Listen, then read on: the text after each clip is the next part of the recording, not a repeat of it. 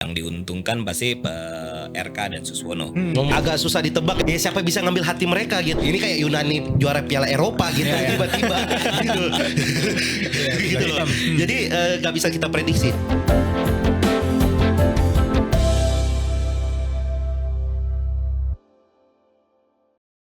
Halo Sobat Medcom, ketemu lagi di Crosscheck bersama saya Theophilus Ivan yang akan memandu Crosscheck pada hari ini.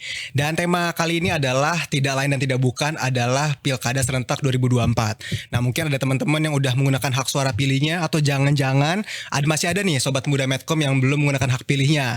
Nah terlepas dari apapun itu, kita akan membahas peta dan juga kejutan yang terjadi selama Pilkada Serentak 2024. Nah bersama saya sudah hadir dua narasumber keren. Yang pertama adalah founder Komisi.co, yaitu Bang Gianluigi Kristoiko. Selamat sore Bang. Selamat sore. Salam kenal, terima kasih Bang Gian. Salam kenal juga, terima kasih juga udah hadir di studio kami pada hari ini. Yes. Dan yang kedua nih Sobat Medcom, ada perwakilan dari lembaga survei supaya lebih kredibel dan lebih akurat nih. Ntar dibilang nggak pakai data. Nah sudah hadir bersama kami peneliti Carta Politika yaitu Bang Nahrudin. Bang Nahrudin, terima kasih atas waktunya sudah hadir bersama kami. Sama-sama Mas, selamat sore. Oke, Bang Gian dan Bang Nahrudin, tentu bukan salah satu, kayaknya bisa dikatakan yang paling hangat adalah Pilkada Jakarta. Kita akan mulai dengan itu dulu nih. Nah, pertama saya mau ke Bang Nahrudin dulu nih. Bang, jadi kan kita tahu ya kemarin ini pasangan Pramono Anung dan Rano Karno sudah mengklaim kemenangan satu putaran. Mereka mengklaim meraih suara 50% plus 1. Tapi di sisi lain kita tahu kubu dari Ridwan Kamil dan Suswono juga mengakui bahwa Pramono dan Rano Karno unggul, tapi mereka berharap ada 2 putaran.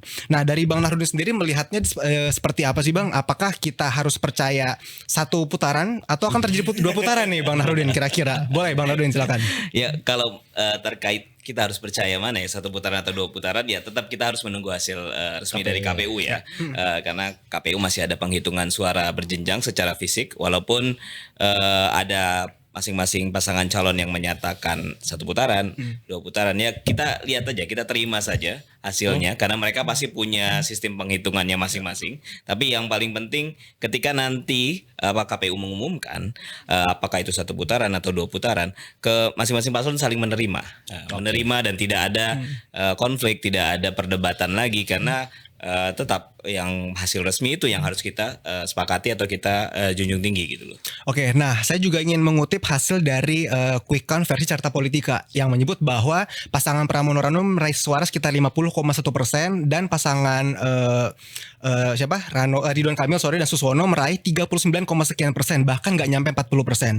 Yang ingin saya tanyakan, sebelum Pilkada ini kan beberapa survei di awal pasangan Ridwan Kamil dan Suswono angkanya seperti nih elektabilitasnya. Betul. Tapi menjelang ke sini rasanya semakin menurun, sedangkan Pramono Rano semakin naik. Nah bisa dijelaskan nggak Bang Nahrudin sebenarnya apa sih yang terjadi dengan Ridwan Kamil ini, kok bisa begitu trennya? Oke, kalau memang kita lihat dari awal pencalonan Pak Ridwan Kamil kan seolah-olah Pak Ridwan Kamil ini paling unggul dan yang lain tuh tidak bisa menandingi ya. Tapi sepanjang perjalanan kita lihat memang setelah pencalonan dan pendaftaran itu ada tren penurunan dari pasangan Ridwan Kamil Suswono. Lalu ada kenaikan dari pasangan Pak Pramono dan Rano. Nah saya ingin beralih ke Bang Gian dulu nih Bang, sebagai anak muda nih, melihat tren ini seperti apa? Apakah misalnya anak muda memang sudah lebih cerdas gitu dalam menentukan pilihan politik, atau sebenarnya ada faktor lain yang Bang Gian lihat dari Pilkada Jakarta ini? Sebenarnya kalau melihat ketertarikan anak muda setelah di Pilpres dan di Pilkada, gak tahu ya, mungkin kalau Bang Nahrudin datanya ya, tapi bisa dibilang agak sedikit jenuh ya, di Pilkada sedikit jenuh ya. Ada mungkin terlalu kemarin aku juga bahas bahwa dari Pilpres ke Pilkada itu isu-isu nasional juga cukup banyak. Dari siapa yang menjadi menteri, peringatan darurat dan lain-lain. Mungkin orang juga udah terlalu jenuh untuk menikmati isu-isu politik sehingga sedikit turun euforianya, partisipasinya di Pilkada kali ini. Nah, mengenai fenomena ini cukup menarik sih kalau di kalangan anak muda ya, kalau gue lihat bahwa fenomena Pramono yang dari 0,1% sehingga menjadi 50, ada yang 49, ada yang 50 ya. Kita nunggu tanggal 16. Tidak lepas dari emang timnya yang menurut gue lebih solid. Lebih solid daripada tim dari Pak Ridwan Kamil dan Suswono. bisa terlihat dari bagaimana mereka memainkan media sosial, mereka mengambil isu yang mereka bisa bahas, bisa menyerang. Maksudnya secara peta permainan strateginya cukup variatif ya mungkin ya dari tim Pak Pramono dan Rano Karno kayak mereka udah di dalam plan besar kayak oke, RK lawannya RK mulai dari tweet yang tentang Jakarta, tentang Persija, tentang isu-isu hasil kerja Pak RK di Bandung itu kayak pelurunya udah banyak. Pelurunya udah banyak, jadi variatif banget loh konten-konten yang dilahirkan dari tim pemenangan dari Pak Pramono dan Rano Karno. Belum lagi dengan teman-teman influencer yang ada di Pak Pramono dan di Rano Karno. Itu juga konten-kontennya juga solid gitu loh. Satu benang merah dengan peluru-peluru yang sudah ada kayak yang viral. Walaupun gue nggak tahu ya, tapi gue nggak pernah melihat sebagai warga Bekasi juga sih yang tidak mengikuti Jakarta sebenarnya. Secara program lebih nempel mobil curhatnya Ridwan Kamil daripada programnya Pramono Anung. Bagi gue ya, gue nggak tahu. Lebih reminder lah ya. Lebih reminder kan. Mungkin kalau kayak gue akhirnya gue cari, gue tahu akhirnya programnya Pramono Anung apa visi misi. Tapi kalau kita tanya di masyarakat umum, program yang nempel dari Pramono Anung tuh apa? Mungkin ada yang bisa jawab, ada yang nggak bisa jawab. Tapi kalau kita tanya apa programnya RK, mobil curhat. Lebih catchy ya. Lebih catchy, tapi tidak dimanfaatkan. Nggak tahu Bang Narudin. Selalu mengeluarkan beberapa program, misalnya tadi mobil curhat. Mobil curhat iya dibutuhkan, curhatnya dibutuhkan, psikologinya dibutuhkan. Tapi apa iya mobil itu harus ada di pinggir jalan? Apa iya mobil itu harus terparkir di satu titik? Apa nggak bikin kemacet dan lain sebagainya? Lalu ada misalkan ada program Pak RK pernah bilang kita akan ada injim di stasiun halte.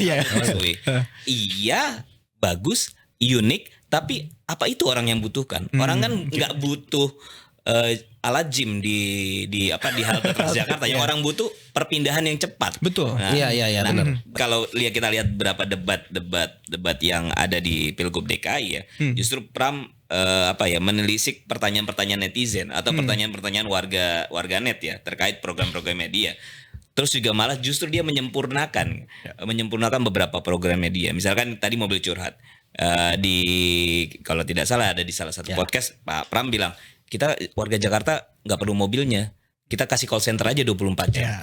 Nanti bisa telepon. Itu kan menyempurnakan. Itu menyempurnakan treatment gitu. Daripada mobil bikin macet, ada kendaraan operasional, ada biaya di situ. Kenapa nggak telepon aja?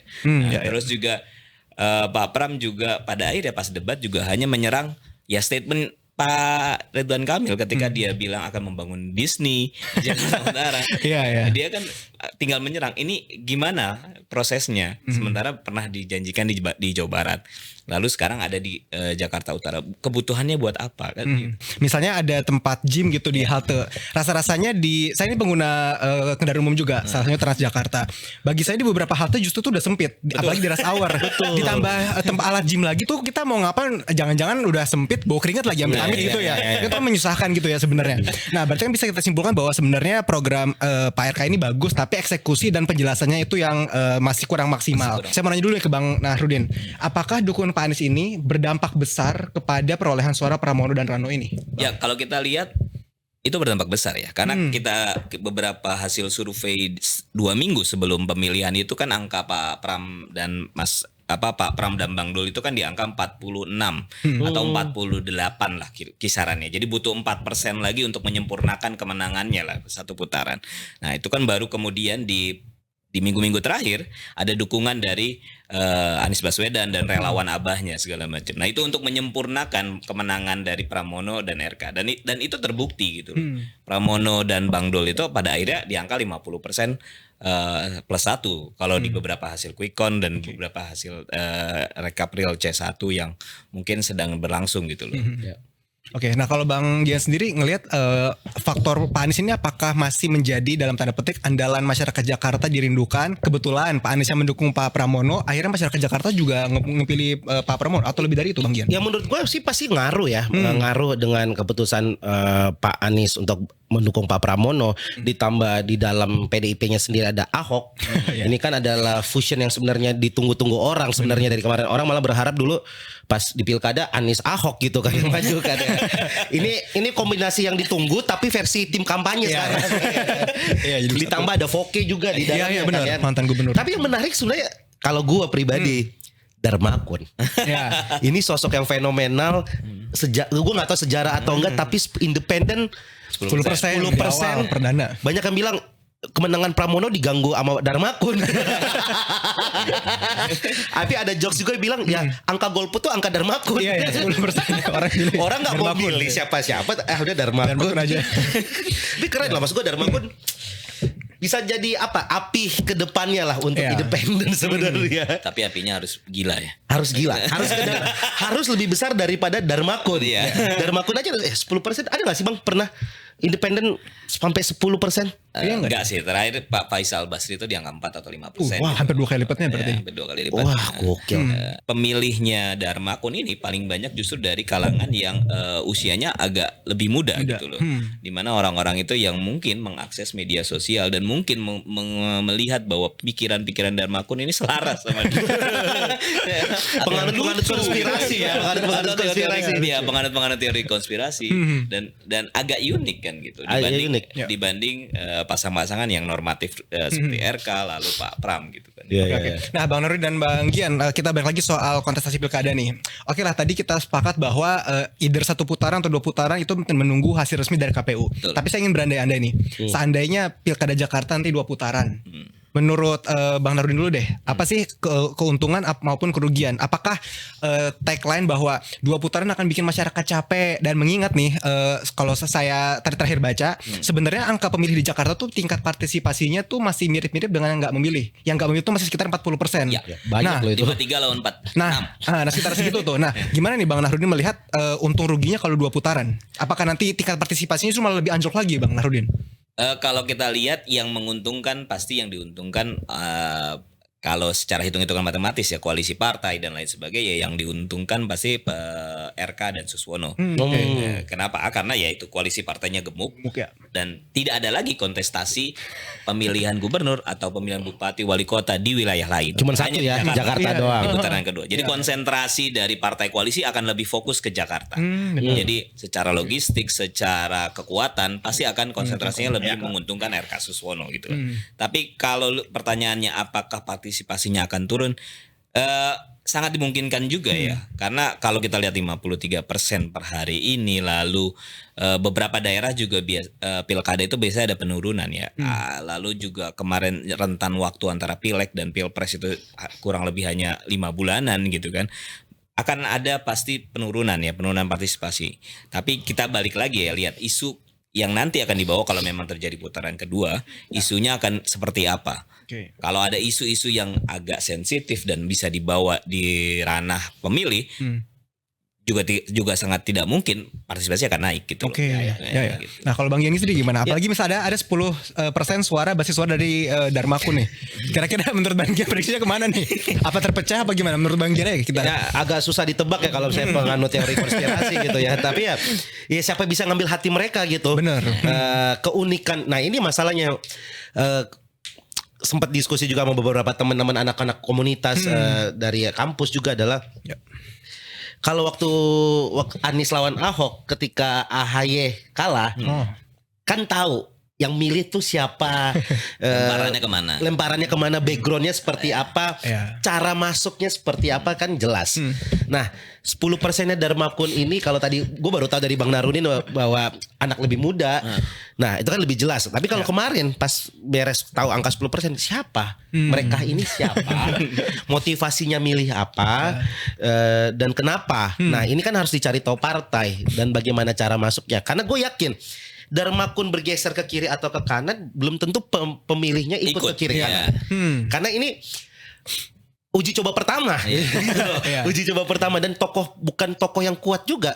Mungkin Pak Faisal Basri waktu itu sudah punya sosok yang kuat, ketika dia geser mungkin pengikutnya juga ikut. Ini kan Darmakun fenomenal menurut gue. Ini kayak Yunani juara Piala Eropa gitu tiba-tiba gitu. Gitu loh.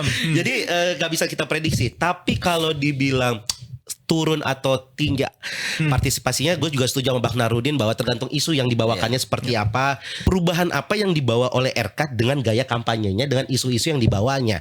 Karena selama gaya kampanyenya seperti ini dengan isu yang diangkat seperti ini, menurut gue nggak akan terlalu banyak berubah di putaran kedua. Malah orang-orang yang teori konspirasi ini akan lebih percaya Pramono daripada Ridwan Kamil.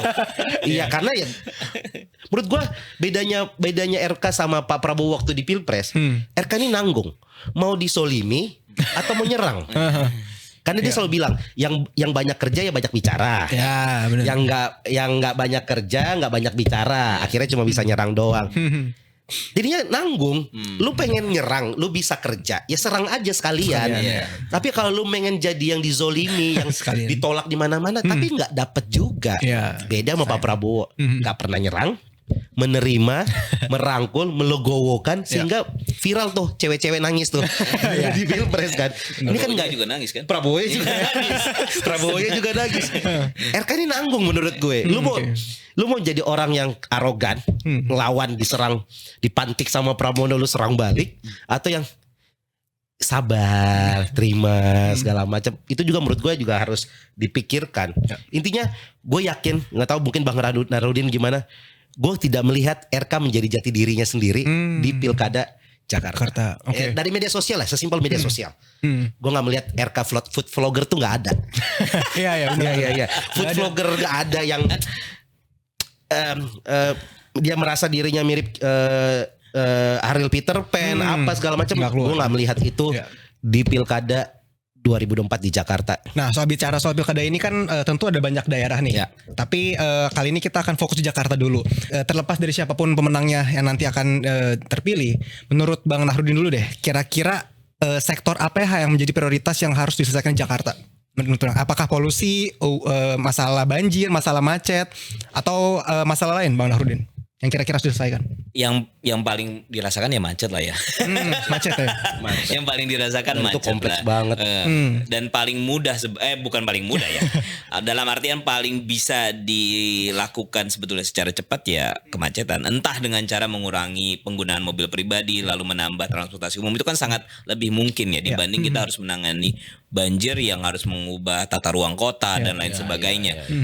Macet itu nomor satu. Lalu kalau polusi udara ya kan faktornya juga dari macet gitu, dari kemacetan dengan penggunaan mobil pribadi yang cukup tinggi. Nah, kayaknya itu yang sebetulnya paling bisa direalisasikan, lalu mengubah habit masyarakat dari yang biasa pakai transportasi umum, biasa pakai transportasi pribadi lalu kita pindahkan ke transportasi publik. Kayaknya yang paling masuk akal dan harus segera diselesaikan. Kalau itu berhasil, saya rasa sih bagus lah ya. Iya, apalagi Jakarta kan sentral ya. Iya. Efek dominonya sangat banyak dari macet tadi gitu. Kayak itu juga bisa mengurangi tingkat stres gitu. Tadi ya. Perlu lagi mobil curhat. Masyarakat udah enggak stres. Kalau Bangnya sendiri ngeliat sama macet ya. Ya gue tinggal di Bekasi, kerja di Jakarta gitu. Hal yang paling males banget adalah macet. Ya walaupun mungkin macet dan infrastruktur gue sangat bersyukur ada tol Becakayu tuh. Gue kebetulan kantor daerah Kuningan, itu sangat memangkas waktu lah. Ya kita lihat ya naik Transjakarta umpel-umpelannya kayak gimana. Bener. Terus mungkin dibilang dulu seingat kita Transjakarta tuh kayak punya jalur sendiri, akan bebas dari kemacetan. Ternyata nggak sempurna itu juga gitu. Ya karena penegaknya ya. Ya. Itu sih masalah penegakan hukum kita. Iya. Belum lagi ternyata ada beberapa jalur yang kalau di daerah Gatot Subroto itu busway dari kanan tuh bisa ke kiri tuh, belok yang ke daerah Senayan. Itu kan jadi macet sebenarnya. Apalagi yang Polda kiri mau ke daerah Senayan itu kan jalan sempit. Betul. Busway gede banget. Terus belum lagi yang dari bawah jembatan motor. Itu kan numpuk di sana. Nah, menurut gua itu yang harus diurai. Nah, siapapun yang bisa mengurai kemacetan itu akan diingat seumur hidup di Jakarta. Iya. Sebenarnya saling berhubungan sih ya, karena kan Jakarta adalah sentral ya, dari Bogor, Depok, Tangerang ke Jakarta semua.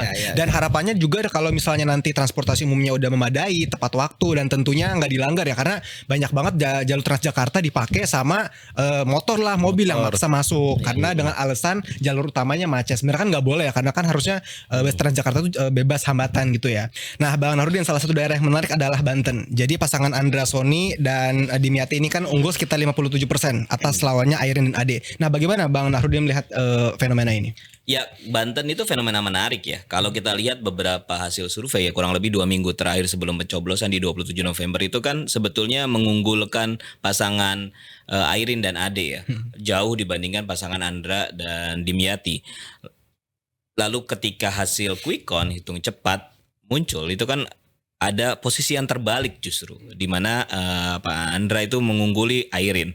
Nah, kalau kita lihat memang ada bisa dibahasakan ada kerja-kerja politik yang real lah ya dari pasangan Andra ini ketika di 2 minggu terakhir sebelum pencoblosan. Jadi ini fenomena yang masih harus dikaji lagi. Kenapa pada akhirnya sesuatu yang sudah dinilai atau di hasil dari lembaga survei sudah dinilai bahwa ini akan unggul jauh, tapi malah di menit-menit akhir di ketika 27 November justru hasilnya terbalik. Ini yang mesti dikaji lagi, apakah ada ya tadi ada tim yang bergerak selama 2 minggu terakhir, ataukah ada sesuatu yang membuat kita bilang ya, kalau kita anggap itu ada tsunami politik sehingga membuat Airin yang dikenal dan punya keterpilihan cukup tinggi itu pada akhirnya kalah gitu. Nah, kalau soal Jawa Tengah itu juga menarik nih Bang Gian dan Bang Naruddin.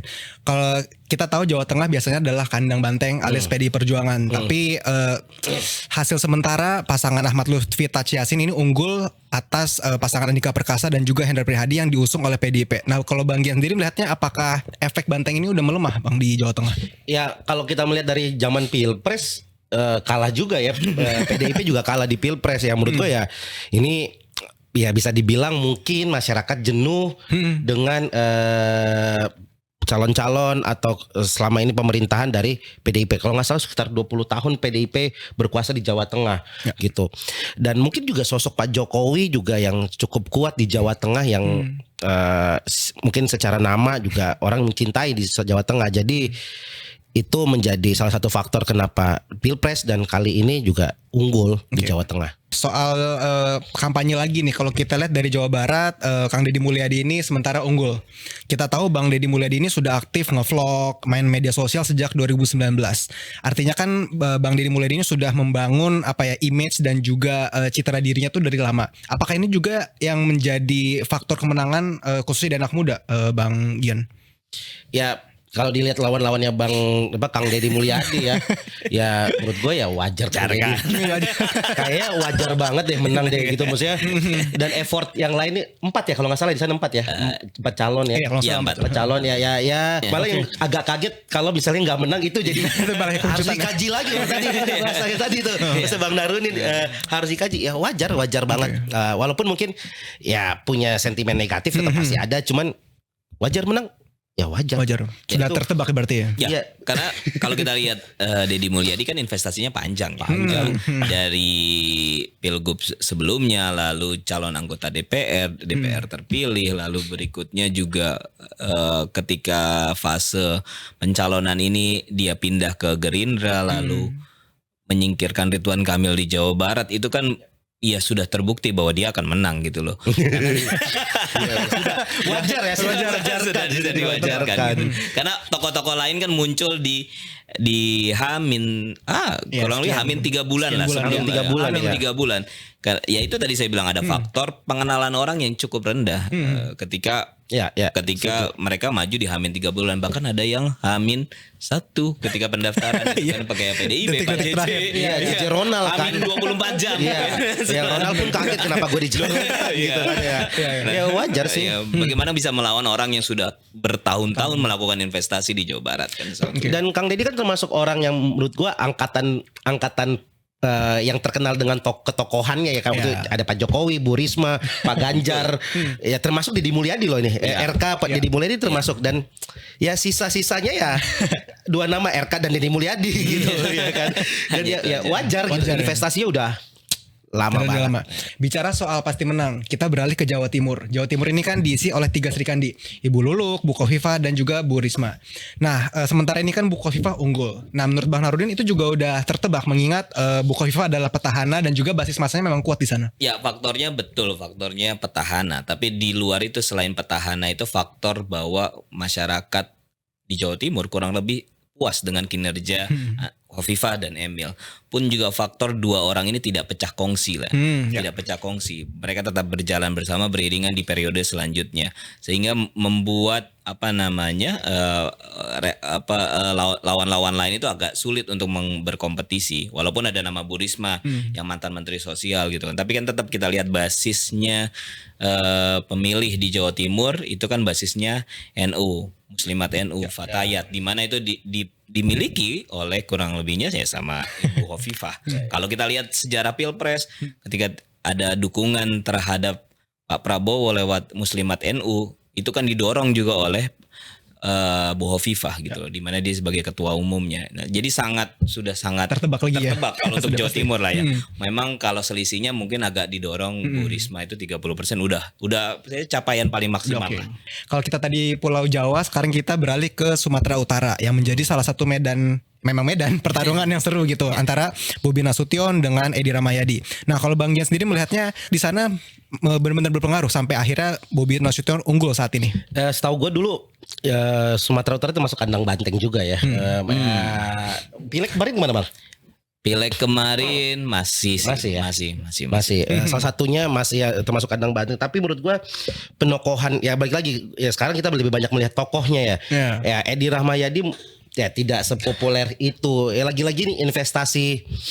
Ya ada nama Pak Jokowi di balik Bobi Nasution dan gaya bermain media sosial Bobi ini cukup hampir sama dengan Pak Jokowi dan keluarga ya, hampir sama. Sejenis. Kalau gue cukup yang walaupun gak follow ya, gue sering beberapa kali muncul di explore gayanya ya. Kenapa gak di follow? Gak mau aja. Gak aja ya. Nah, saya kan aku gak perlu tahu kegiatan di Medan. Iya benar.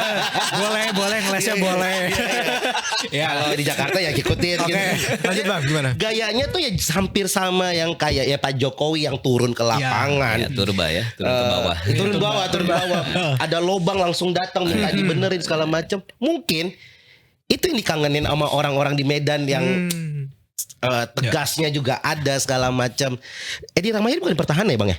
Iya, Edi Rahmayadi pertahanan. Nah itu yang jadi fenomenal yang wah ternyata Bobi Nasution dulu wali kota bisa mengalahkan pertahanan yang ya sudah menjabat juga sebelumnya. Berarti ya faktor, malah menurut gue gak tahu ya Bang Nardi, gue gak melihat ada faktor Jokowi di situ. Ya ada pasti.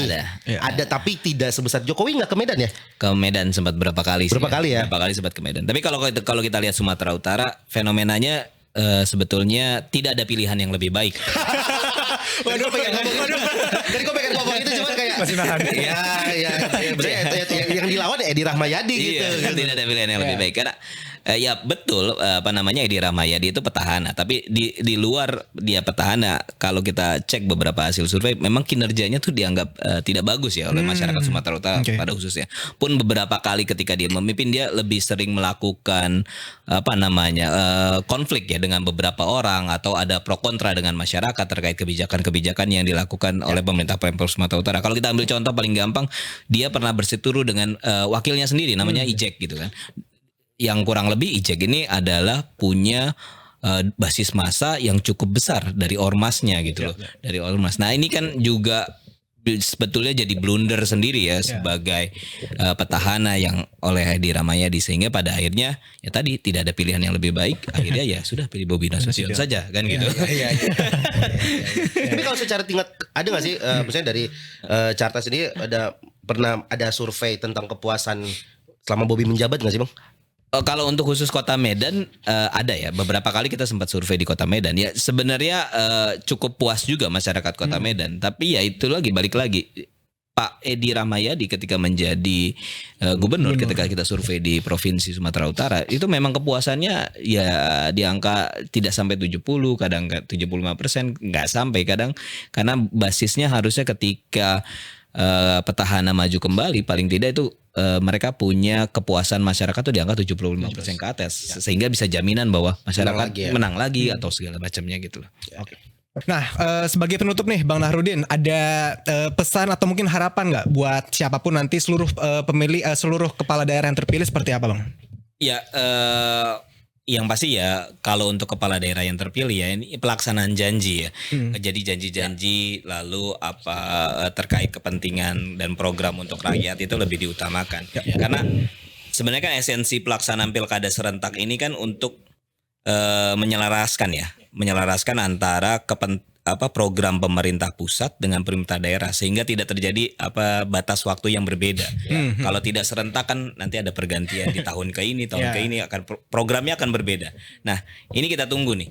Ketika ini sudah berlangsung secara serentak dan di dalam 1 tahun yang sama lalu ada pelantikan yang sama, apakah betul pilkada serentak ini pada akhirnya membuat program-program pemerintah pusat daerah itu selaras dan pada akhirnya menguntungkan masyarakat? Nah, kalau tidak, harusnya ya pilkada serentak ini sebaiknya dievaluasi. Karena satu, waktunya terlalu mepet, publik tidak bisa mengenal calonnya siapa. Karena kita lihat beberapa hasil survei kita, beberapa wilayah itu pengenalan terhadap calon bupati, calon gubernur paling mentok tuh di angka 70-80. Lain dengan pilkada-pilkada sebelumnya sampai 90 semua paslon gitu. Nah, ini yang jadi PR. Apakah betul pilkada serentak ini pada akhirnya menghasilkan pemimpin-pemimpin yang berkualitas? Kalau tidak, kita evaluasi. Oke, nah dari Bang Gian nih terakhir mewakili anak muda, apa Bang harapannya buat seluruh pemimpin terpilih nanti? Ya pastinya gue menyambung ya, mungkin dari sisi gue sebagai anak muda adalah tolong dihilangin ego sektoralnya gitu loh. Kalau emang tujuannya adalah selaras tadi, ayo setiap pemimpin daerah bisa berkolaborasi antar daerah karena tadi kita mau urai kemacetan, tapi urai kemacetan itu menurut gua bisa juga salah satu faktornya adalah lapangan pekerjaan di Bekasi yang mungkin lebih lebih segala macam sehingga orang Bekasi tidak cari kerja di Jakarta gitu loh. Distribusi merata gitu ya. Maksudnya ada kolaborasi lah, ada kolaborasi antar daerah, apalagi misalnya kayak Jakarta punya daerah-daerah satelitnya, yaitu bisa dikolaborasikan dengan baik sehingga satu program masing-masing program di daerah itu bisa berjalan dengan baik, tidak ada ego sektoral dan gue tunggu sih janji-janjinya juga ditepatin dan semoga ada kayak apa ya, kalau kemarin menteri-menteri disatukan di mana di Semarang Magelang ya, semoga kepala daerah juga dikumpulkan di Magelang gitu ya. Disuruh bangun pagi ya maksudnya ya harus punya satu visi ya, misalnya dari Pak Prabowo punya visi misi bisa diteruskan di daerah-daerah masing-masing ya, semoga bisa ditepatin janji-janjinya, jangan sampai siapa yang kita pilih sekarang adalah orang yang menyuruh kita jalan di pinggir karena dia mau lewat di jalan. Itu juga ngeselin sih. Orang yang kita pilih atau orang yang menyuruh kita minggir saat dia mau lewat. Waktu minta suara kita dicari-cari, kita disuruh di tengah. Udah terpilih kita disuruh di pinggir. Oke, Sobat Medcom, dengan demikian berakhir sudah sesi cross check kali ini. Tentu masih banyak hal yang pengen kita bahas, tapi sayang sekali waktunya sudah cukup sampai di sini. Sekali lagi terima kasih buat Bang Gian dan juga Bang Nahrudin yang udah meluangkan waktunya. Seru banget pembicaranya kali ini, dan semoga siapapun pemimpin yang terpilih nanti bisa menjalankan amanah rakyat dan bisa menjalankan tugasnya dengan baik supaya kolaborasi antara pemerintah pusat dan daerah nantinya menyejahterakan masyarakat. Demikian sesi cross check Medcom kali ini. Saya Toefulus Ivan pamit undur diri. Sampai jumpa di sesi cross check berikutnya. Bye.